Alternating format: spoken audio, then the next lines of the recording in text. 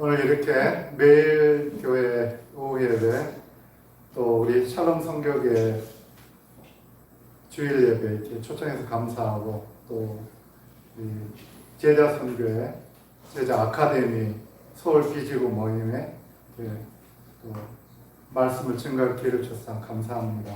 아까 소개받은 대로 제 이름은 구영삼 선교사고요. 제 아내는 한윤숙 선교사입니다.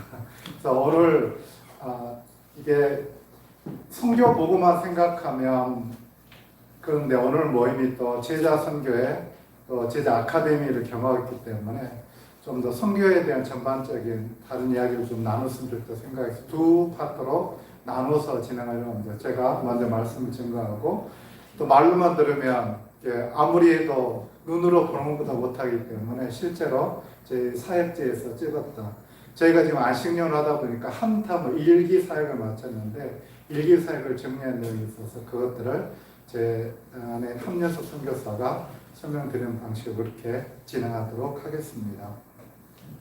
오늘 제목이 그리스도의 좋은 군인 그랬는데 원래 그 개혁판이나 개혁개정판은 군사라고 번역을 했는데 이제 이번에는 병사라고 그렇게 번역을 해서 병사 그러면 왠지 쫄병 같은 그런 느낌이 들잖아요. 그래서 군인이다. 근데 사실은 오늘 이야기는 제자 삼는 삶을 어떻게 살아야 될 것인가에 대한 얘기들을 나누고 싶습니다. 아프리카 그러면 굉장히 좀 낯서시죠? 우리 성도님들.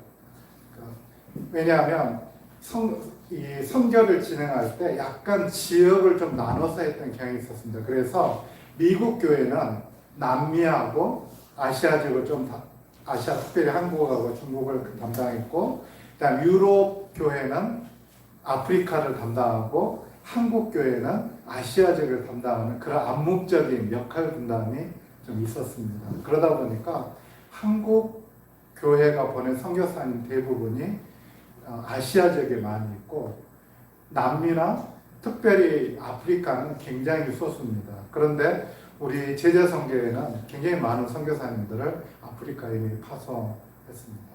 근데 아프리카라는 것이 얼마나 전략적이고 놀라운 곳인가를 우리가 사실 갈 때까지 몰랐어요. 한 번도 생각해 본 적이 없었고 또 제 아내는 여행도 가기 싫어요. 이런 것이 아프리카였었습니다. 그런데 가서 봤더니 정말 이건 하나님이 마지막까지 숨겨둔 너무나 보석 같은 것이라는 생각이 들었어요. 왜냐하면 아프리카가 실제 크기가 얼마나 되는지 혹시 아세요? 아프리카. 우리가 만든 지도라는 것은 동그라니 그 구를 이렇게 표현하다 보니까 북쪽으로 갈수록 남쪽으로 갈수록 이게 과대 포장이 되어 있습니다. 그래서 실제로 우리가 지도를 펴봤을 때 가장 넓이의 근사한 대륙이 아프리카는 거의 변화가 없어요. 그래서 아프리카, 이제 제가 들어본 나라일게요. 중국 얼마나 크죠? 우리 엄청나게 크다고 느끼잖아요. 자, 미국 얼마나 큽니까? 미국 크죠? 또 유럽이 몇 나라가 됩니까? 수십 개 나라죠. 그런데 아프리카는 중국과 미국과 유럽을 합한 것보다 더 넓습니다. 근데 그렇지 안 보이는데. 그렇게 안 보이는데 지도 때문에 그런 거예요. 실제로 그렇습니다. 그렇게 넓은 나라예요. 그 다음에 지금 한국은 출산율이 떨어져가지고 지금 0.85, 0.9 올해 조금 더 회복이 됐더라고요. 아프리카는 출산율이 얼마나 될까요? 가임 여성 정확히 제가 통계는 기억 못하는데 5를 넘습니다.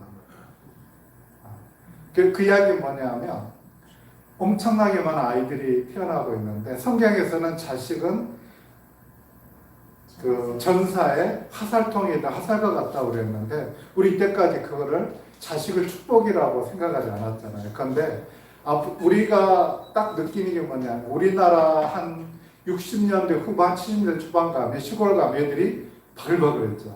기억나실 거예요? 동네마다 우르르 이렇게 몰려서 놀았던 기억나고 봄만 쳐도 우르르 몰려서 교회 다니고 했던 그런데 그 똑같은 분위기가 있는 곳이 아프리카입니다. 우간다만 하더라도 18세 미만 인구가 거의 50%에 가까워요. 근데 우간다만 그런 게 아니라 아시아 사하라 사막 이남인 우간다, 아프리카 대부분 나라가 평균 연령 20세가 안 됩니다. 엄청나게 젊은 나라예요.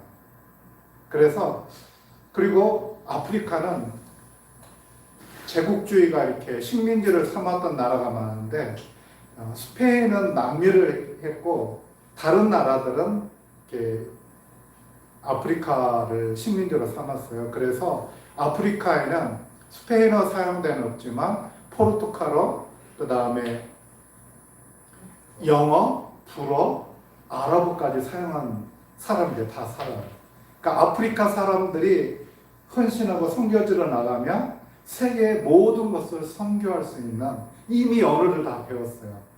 말도 다 알아. 그러니까 이제는 하나님 은혜 주셔서 나가기만 하면 선교할 수 있는 그런 대륙이기도 합니다. 그런데 놀랍게 하나님께서 아프리카에 부흥을 주시기 시작했어요. 그래서 많은 사람들이 예수 믿고 있어요. 우리는 자식을 만났기 때문에 우리나라 지키기도 힘들어요. 지금 여성 한 명도 아이를 안 낳으니까 인구 소멸 국가 대표적인 예가 대한민국인데 아프리카는 헌신하고 선교를 나갈 아이들이 정말 엄청나게 많습니다. 그래서 하나님께서 이 마지막 때 아프리카를 쓰실 것이라 하는 것들을 거기 가서 현장 가서 제가 깨달았고 감사했습니다. 그래서 오늘 제가 이 아프리카를 이제 선교사로 나가서 일하게 됐는데 오늘 또 아프리카 선교지라서 아프리카에 대한 얘기를 좀 했고 정말 저는 진짜 이 아프리카 우리가 흑인들 그럼 되게 게으르고 뭔가 모자라고 좀 그렇다는 인식이 있지 않습니까? 그런데 실제 가서 경험한 아프리카 사람들은 엄청나게 육체적으로 강하고 예술 감각이 뛰어나고 머리가 엄청 좋아요. 그래서 정말 하나님께서 이때까지 서양 사람들, 백인들이 흑인들을 노예로 삼고 지배하기 위해서 만들었던 이론이 아니라 실제 가서 경험해본 아프리카 사람들은 정말 뛰어난 사람들. 그래서 하나님께서 마지막 때 이 아프리카 사람들을 통해서 일하실 거에 대한 그런 기대감, 그런 것들을 꼭 우리 성도님과 함께 나누고 싶었습니다. 이따 선교복에 대한 이야기는 뒤편에 하고 오늘 말씀 먼저 나누도록 하겠습니다.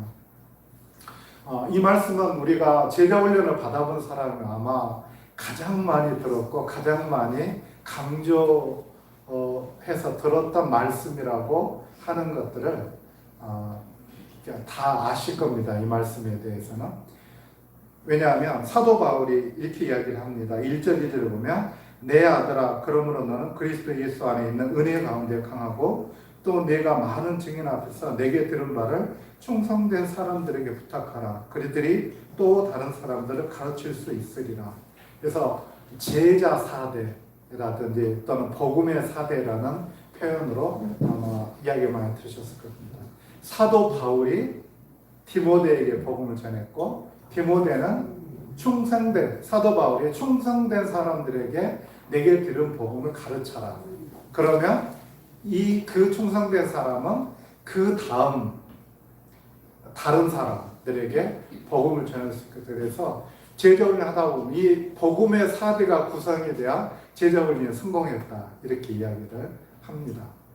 그래서 너무 중요한데 제가 사실은 저희가 이제 늦게 58에 선교지에 나갔습니다.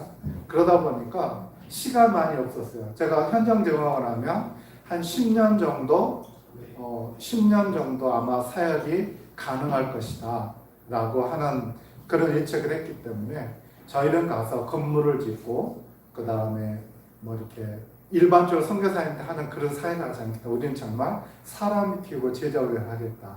이런 기도를 하고 갔습니다. 그런데 가다 보니까 저희 지금 쿠미대학, 제가 일하고 있는 쿠미대학이 한 학생이 2,000명이 넘습니다. 직원하고 교수들 다 포함 200명이 넘습니다. 굉장히 많은 그런 쪽인데 한국인 선교사님은 총장님하고 저하고 둘밖에 없습니다. 그리고 한국계 미국인의 목사님이 교목을 맡고 있습니다. 그러니까 진짜 말 그대로 완전히 아프리카 그냥 대학입니다. 한국 사람이 없어요.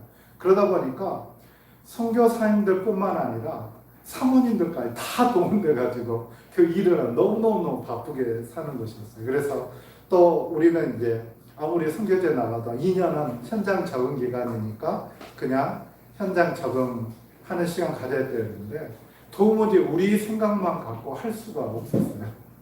그래서 저희가 가서 1년도 안 돼가지고 학교 보직을 맡고 일을 하고 그렇게 시작을 했는데 어쨌든 저는 이제 쿠미디학교 보면 국제 교류센터라 교류협력센터라고 하는 CRC라는 조직이 있는데 거기에 1년도 안 돼서 제가 거기 센터장을 맡게 됐고 제 안에는 뭐 몸이 아파서 거의 그때 막 한국으로 철수하는 말라리아 정책 때문에 엄청 고생할 때였는데 하도 총장님을 간곡하게 부탁을 해서 세종학당 운영 책임자가 됐습니다. 그런데 진짜 그렇게 그것만으로도 사실 쉽지 않았는데 이제 현장 적응을 마치고 나니까 총장님이 제게 재정행정학교 부총장을 맡아줬으면 좋겠다. 이제 이게 너무 사실은 힘들었습니다. 그런데 더더욱이나 제 안에는 또 다른 부담이 있었던 것이 거기는 아이들이 많다고 그랬잖아요. 그러다 보니까 주일학교가 있는데 실제로 아프리카 살다 보니까 아이들이 성경 말씀을 배우고 이렇게 성장하는 게 아니라 그냥 목사님 설교 말씀 듣는 게 거의 신앙생활이 전부예요. 그리고 벌써 대학생이 되다 보니까 대학생이 되면 이미 생각이 딱 고정이 돼 있어요. 바뀌질 않아요. 그래서 제 아내가 기도하다가 너무 지금 힘들고 시간이 없긴 하지만 아이들이 커서 생각이 완전히 굳어지기 전에 하나의 말씀을 가르쳐야 되겠다. 그래서 그 쿠미대학교 채플이면 다 대학생만 있어야 되잖아요. 그런데 학교 주변에 아이들이 와서 주일학교가 시작이 됐는데 그게 한 100명이 채 안 됐었습니다. 그래서 그 주일학교 맡아서 제 아내는 주일학교 그 다음에 또 세종학당 운영 책임자를 했고 저는 국제교류협력센터 센터장 그 다음에 재정행정 책임자로서 부총장으로서 일을 할 수밖에 없었습니다. 그러다 보니까 너무너무 바쁘고 진짜 정말 일주일에 쉬는 날이 없이 그렇게 계속 살아왔었습니다. 근데 그러던 중에 재작년 여름에 나왔을 때 제자 선교회 수련회에 가서 저희 사역도 보고하고 그랬는데 그때 강보영 목사님이 제게 부탁을 해요. 그때도 강조했지만 개인적으로도 만나서 제자 훈련을 꼭 해야 된다 하는 이제 그런 도전을 주셨어요. 근데 전 영어도 잘 안 되고 뭐 이렇게 그냥 말하는 것과 제자 훈련을 영어로 한다는 거 완전히 다른 좀 차원의 일이거든요. 영어도 잘 안 되고 안 되겠습니다. 그런데 계속 제 마음속에 하나님이 그런 부담을 주셨어요. 너 이렇게 일만 하다가 재정 행정 일하고 이렇게 바쁘게만 살다가 그렇게 가는 것이 선교사를 하는 게 맞겠냐 하는 그런 도전을 주시면서 그것이 이제 되게 중요한 계기가 됐고 그래서 주님 제가 순종하겠습니다. 그래서 이제 저의 사역의 말미에 일기 사역을 마치면서 제자 훈련을 하게 됐던 그런 경험이 있었습니다. 어쨌든 이런 여러 가지 내용들을 이제 이따 사역 보고 때 드리고 그때 이제 했던 부분들이 바로 이 부분이었습니다. 그러니까 복음의 사대를 내가 이왕 제자 훈련을 하게 된다고 한다면 정말 사람들을 바로 키워야 되겠다.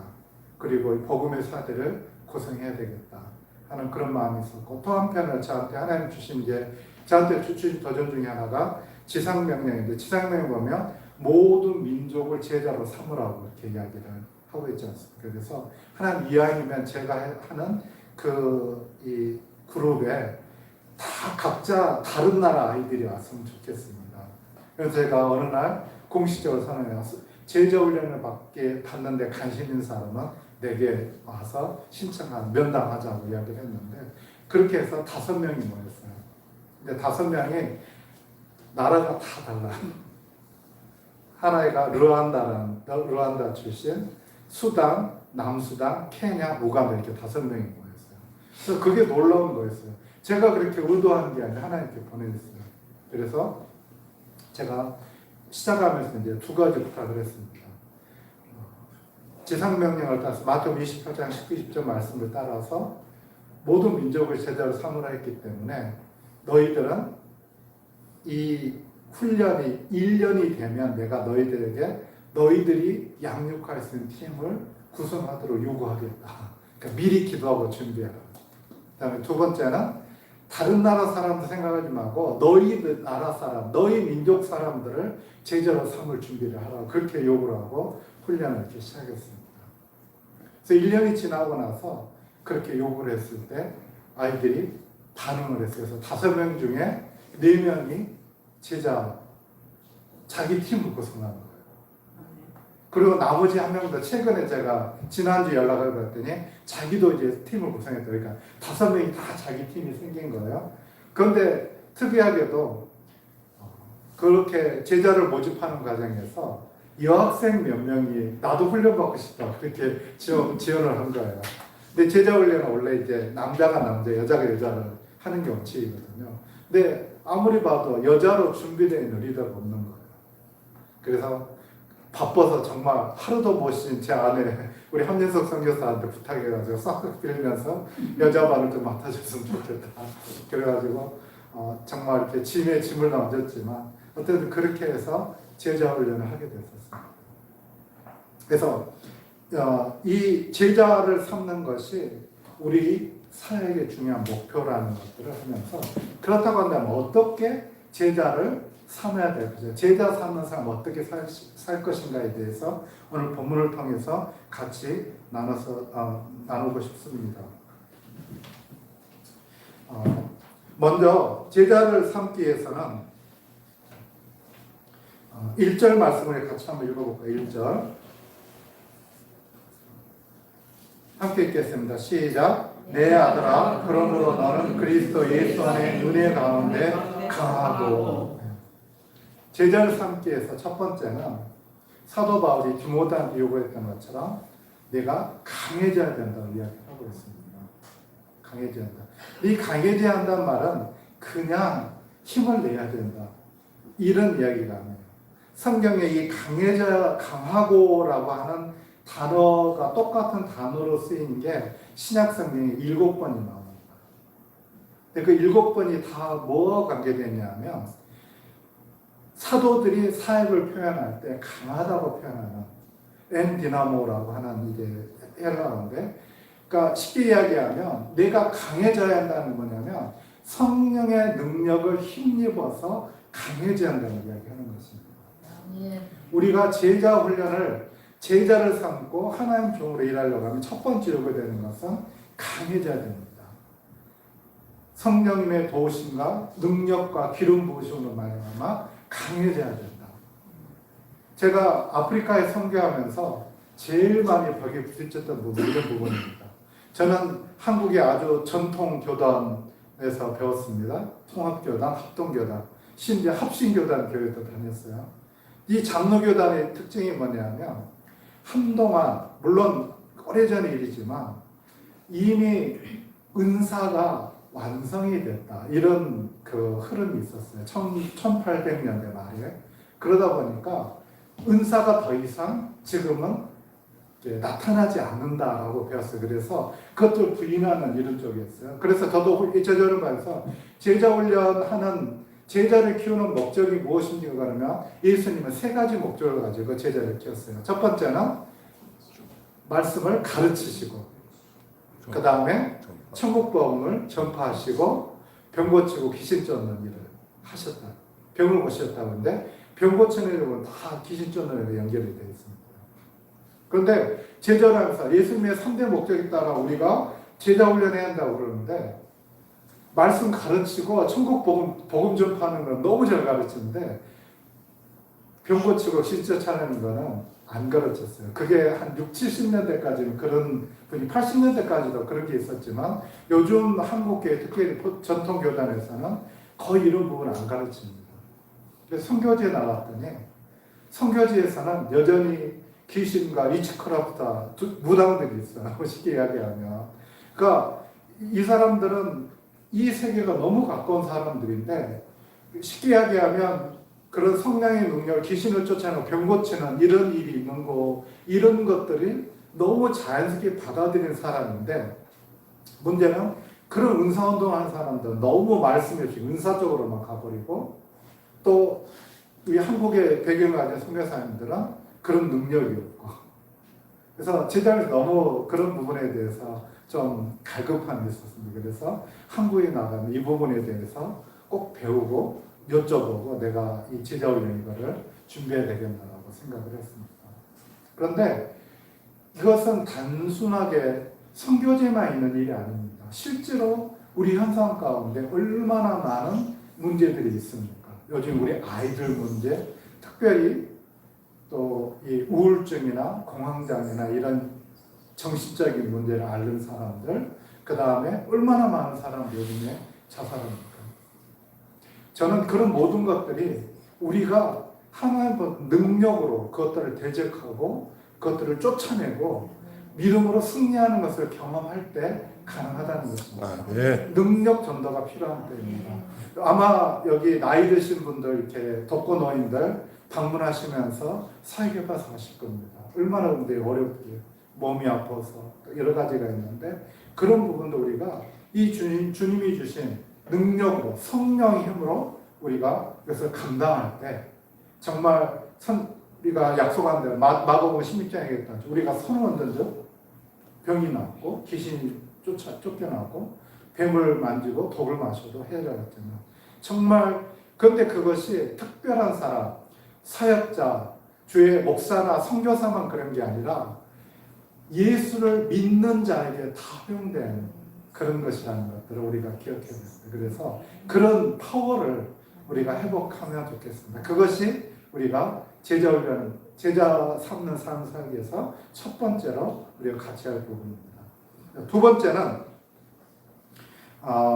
3절부터 있는데요. 3절부터 6절까지 부분인데, 제가 이것을 한마디로 이야기하면 제자를 삼기 위해서는 대가를 지불해야 됩니다 라고 이렇게 말씀드리고 싶습니다. 그 세 가지 예가 나오고 있습니다. 첫 번째는 군인의 비유입니다. 3절 4절 너는 그리스도 예수의 좋은 병사로 나와 함께 권한을 받으라. 병사로 복무하는 자는 자기 생활에 얽매이는 자가 하나도 없나니 이는 병사로 모집한 자를 기쁘게 하려 함이라 라고 이야기를 합니다. 군인들에게 가장 중요한 특징은 자기 이익을 위해서 사는 게 아니죠. 자기를 부르는, 우리나라 말하면 누가 군인으로 부릅니까? 나라가 부르죠. 그래서 나라를 위해서 사실 삶을 사는 거죠. 당시 이 로마, 지금 이 서신서를 쓰는 사도 바울은 로마의 식민지로서 삶을 살았기 때문에 로마의 군인들을 굉장히 많이 보고 관찰할 수 있었기 때문에 곳곳에서 이 군인의 비유를, 그리스도인으로 사는 것을 그리스도의 군사라고 이렇게 표현하는 경우가 많이 있습니다. 그리고 여기서는 한마디 얘기하면 그리스도 예수의 좋은 병사로 나와 함께 권한을 받으라고 이야기하고 있습니다. 집을 떠나고 힘든 일을 경험하고 심지어는 목숨도 걸어야 되고, 그것이 군사입니다. 한마디로 그리스도의 제자를 삼기 위해서 살아간 사람은 하나님의 군인으로, 예수 그리스도의 군인으로 부름을 받았고 권한을 받는 것이 당연하다. 내 자신의 이익, 내가 잘 되고 내가 뭔가 이익을 얻고 내가 뭔가 하는 그것이 아니라 나를 부르신 그 하나님, 예수 그리스도, 나의 사령관이 예수 그리스도를 기쁘게 하기 위해서 내가 살아가는 삶이라고, 그렇게 삶을 살아야 한다고 이야기를 하고 있습니다. 두 번째는 운동선수에 비유하고 있습니다. 5절에 경기하는 자가 법대로 경기하지 아니하면 승리자의 관을 얻지 못할 것이며 라고 이야기하고 있습니다. 그때 당시로는 이것은 아마도 올림픽에 출전한 운동선수의 예를 아마 생각하는 것 같습니다. 우리가 아시다시피 운동선수가 올림픽에 나가려면 얼마나 고생을 합니까? 진짜 4년 내내 매일 훈련하고 식단을 조절하고 정제로 운동하면서 체력을 관리하면서 그렇게 준비를 합니다. 그런데 아무리 그렇게 잘 준비했다 하더라도 만약에 운동선수가 규칙을 안 지킨다, 예를 들면 정해진 트랙을 벗어나서 달리거나 마라톤 선수가 빨리 들어오려고 코스를 벗어나서 딴 길로 가서 더 일찍 들어오면 그 운동선수가 메달을 받을 수 있을까요? 없을까요? 못 받죠. 운동선수의 가장 중요한 것은 그 규칙을 지키는 것입니다. 저는 이것을 보면서 그런 생각을 했습니다. 제자 훈련을 해야 된 사람은 가장 중요한 것은 자기 절제구나 하는 그런 생각을 했습니다. 아무리 내가 많은 일을 했다 하더라도 내가 만약에 하나님의 법을 지키지 않고 범죄하고 이상한 짓을 한다고 한다면 그것은 하나님을 상을 얻기에 부족하기 때문에 그렇습니다. 사도 바울은 고린도전서 9장 27절에 이렇게 이야기했습니다. 제가 읽어드리겠습니다. 9장 27절입니다.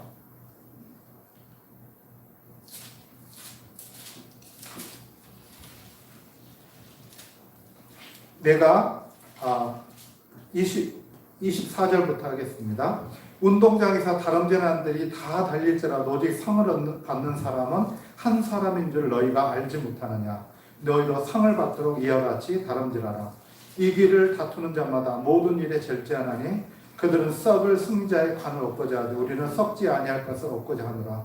그러므로 나는 다름질하기를 향방 없는 것 같이 아니하고 싸우기를 허공을 치는 것 같이 아니하며 27절까지 같이 읽겠습니다. 내가 내 몸을 복종하게 하면 내가 남에게 전파한 후에 자신이 도리어 버림을 당할까 두려워합니다. 그가 그렇게 복음을 위해서 수고하고 노력을 썼지만 내가 복음을 전한 후에 나를 복종시키는 것은 내가 복음을 전한 후에 버림을 받지 않게 하고 이야기를 하고 있습니다. 주님이 양과 염소의 비유를 할 때 그렇게 했죠. 염소라고 부름받은 사람들은 뭐라고 했냐면 내가 주님을 위해서 복음도 전하고 귀신도 쫓아내고 많은 봉사를 했는데 왜 주님 저를 모른다고 하십니까? 나는 도무지 모른다. 그런데 왼편에 있는 오른편에 있는 양을 향해서 너희가 나를 이렇게 섬겨줬던 것이 나를 향하기 때문에 너는 참 복되다고 그렇게 설명하죠. 그랬더니 그분들 보면 우리가 언제 주님을 위해서 그런 수고를 했습니까? 근데 주님의 기준은 그거였어요. 불법을 행하는 자들아 떠나가라. 불법, 말 그대로 법이 아닌 것. 하나님 정한 규칙, 하나님 정한 그 방법.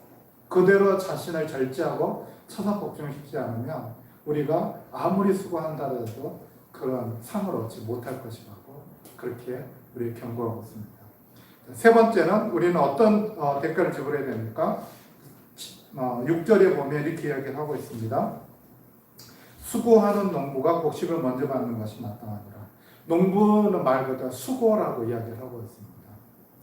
근데 농부라고 하면 예를 들어서 우리가 씨 뿌리고 나면 언제 걷습니까? 추수합니까? 적어도 6개월은 걸리죠. 요즘 우리 시대는 너무나 편리해서 동전 넣고 버튼만 딱 누르면 이 자판기에서 물건이 딱 떨어지죠. 그런 제자 훈련을, 제자를 삼는다고 하는 것은 그런 자판기가 아니에요. 씨를 뿌리고 싹이 트기를 기다리고 잡초를 뽑아주고 때맞춰 비가 내려야 되고 햇빛이 비쳐야 되고 그런 과정을 거쳐야만 얻는 것이 추수고 열매의 기쁨이죠. 그러한 삶, 그러한 제자, 그러한 이 농부의 삶을 한마디로 이야기하면 수고라고 해야 돼요. 저는 그것을 다른 말로 인내라고 표현하고 싶습니다. 우리가 한 사람의 영혼을 바꿔서 제자를 삼기 위해서는 시간이 필요합니다. 거역하고 말 안 듣고 도망가며 쫓아다니고 찾아다니고 격려하고 세워야 됩니다. 그런 수고, 그런 인내를 우리가 감당해야 된다고 성경은 이야기하고 있습니다. 그래서 우리가 정말 제자의 삶을 살기 위해서는 군인처럼 그리고 운동선수처럼 농부처럼 나 자신을 처사 복종을 지키면서 인내하고 끝까지 해서 열매를 거둔 것을 이야기하고 있습니다. 제자훈련 삶에 대해 세 번째 이야기하는 것은 세 번째 하나님께서 우리에게 말씀하신 것은 하나님이 예비하신 보상이 있다는 것입니다. 당시 로마 군인들이 있는데 로마의 군인들은 실제로 로마 시대에는 로마의 자유자, 쉽게 말하면 노예들은 군인이 될 수 없었어요. 그리고 로마에는 그런 귀족들도 전부 다 군인으로 돼서 그렇게 군대에서 공을 얻은 사람들이 나중에 원로가 되고 이렇게 공직에 나갈 수 있는 그런 것들이 있었죠. 그런데 이때 당시에 사도 바울 시대는 이제 식민지가 생겼기 때문에 제국주의 때는 식민지 사람들이 군인으로 일하는 경우가 있었어요. 그걸 이제 보조군이라고 했는데 그 사람들이 그렇게 로마 군인들이 전쟁을 도와줬는데 정말 나라가 위기일 때는 노예들이나 이 사람들도 전쟁을 싸웠고 거기서 공을 얻으면 로마의 시민권을 줬어요. 우리가 하나님 나라를 위해서 최선을 다해서 목숨을 걸고 싸우며 마치 로마 시대에서 로마 의회가 왕이 그들을 시민으로 로마 시민이 될 수 있도록 기회를 준 것처럼 우리가 하나님 나라에서 싸우게 되면 우리가 하늘나라의 시민, 하나님의 나라의 백성이 되도록 우리에게 그렇게 허락하신다는 것입니다.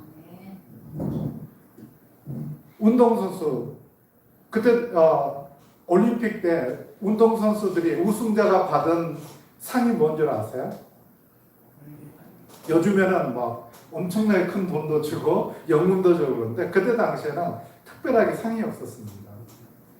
그 사람들이 하는 것은 올개수 입으로 엮은 관을 씌워줬죠.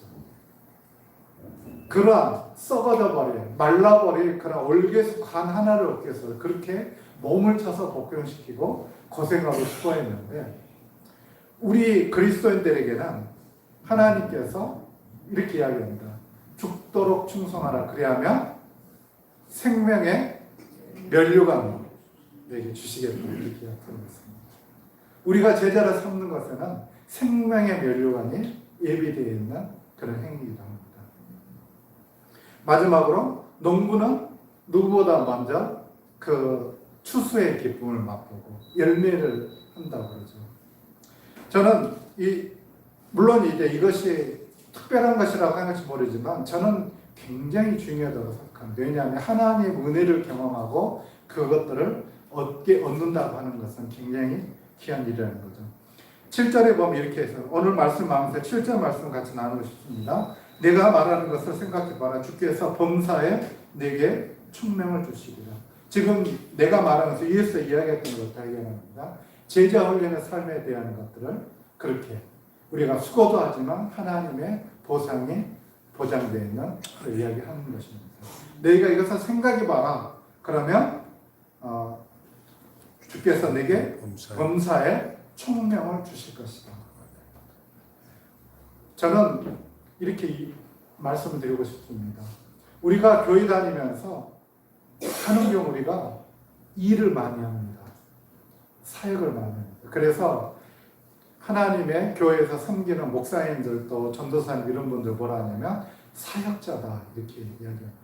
사역자는 말 그대로 일을 하는 사람입니다. 그런데 오늘 성경에서는 일하는 사람이 아니라 제자를 키우는 사람이라고 우리에게 촉구하고 있습니다. 일을 하는 사람은 사역자지만 사람을 키우는 사람은 지도자가 됩니다. 우리 매일교회가 이 지역사회를 살면서 많은 일을 하지만 그러나 일도 중요하지만 사람을 키워야 됩니다. 우리가 자식을 키우잖아요. 속도 많이 섞이고 많이 하죠. 그런데 여기 계신 어르신들, 부모님들이 자기 자식 이놈을 내가 잘 키우면 나중에 커서 나한테 효도하고 나를 먹여 살릴 것이다. 그런 기대를 갖고 자식을 키우십니까? 아니죠. 제가 어르신 들었던 이야기는 자식들은 크면서 효도 다 한다고 그런 이야기를 합니다. 아이들이 뒤집고 기고 일어서서 걷고 하는 그 과정에서 이미 부모에게 기쁨이 돼서 그걸 한다는 거죠. 농부가 곡식을 먼저 받는다 하는 것은 그거라고 생각합니다. 누구보다 그 사람이 자라나고 성장하고 커나가는 것을 보기 때문에 그렇습니다. 예. 그래서 여기 계신 우리 매일교회 성도님들, 우리 샬롬 성교회 성도님들, 그리고 제자 성교의 모든 분들이 정말로 사역자가 아니라 하나님의 사람 키우는 지도자로, 리더로 모두가 성장하시기를 주님으로 축복합니다. 아멘.